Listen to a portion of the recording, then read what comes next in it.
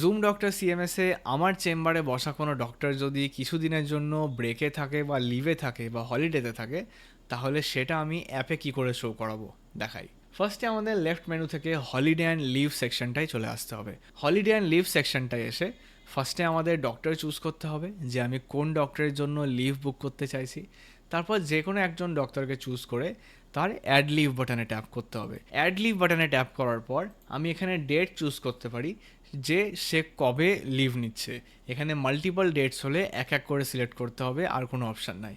আমি এখানে যদি 30th জন্য বুক করি, তাহলে আমি নেক্সট এখানে টাইম স্লট চুজ করতে পারি যে তিনি কি ফুল ডের জন্য আনঅ্যাভেলেবেল, না শুধু মর্নিং সেশন, না শুধু ইভিনিং সেশন। সো আইদার ফুল ডে, মর্নিং আর ইভিনিং যে কোনো একটা চুজ করে তারপর আমি এখানে শিডিউল আনঅ্যাভেলেবিলিটি করতে পারি। আনঅ্যাভেলেবিলিটি একবার শিডিউল হয়ে গেলে অনলাইন কেউ যদি এই পার্টিকুলার ডেটে অ্যাপয়েন্টমেন্ট বা এই পার্টিকুলার সেশনে অ্যাপয়েন্টমেন্ট বুক করতে যায়, তাহলে দেখাবে যে এখন অ্যাপয়েন্টমেন্ট বুক করা হবে না। আর যদি অফলাইনও চেম্বার থেকে বুক করতে যায়, তাহলেও তাকে কোনো সেশন ওখানে সই করবে না, যাতে অ্যাপয়েন্টমেন্ট বুক না হয়। সো এইভাবেই আমার চেম্বারে বসা কোনো ডক্টরের জন্য লিভ কিন্তু আমি বুক করতে পারি জুম ডক্টর সিএমএস থেকে। Thank you.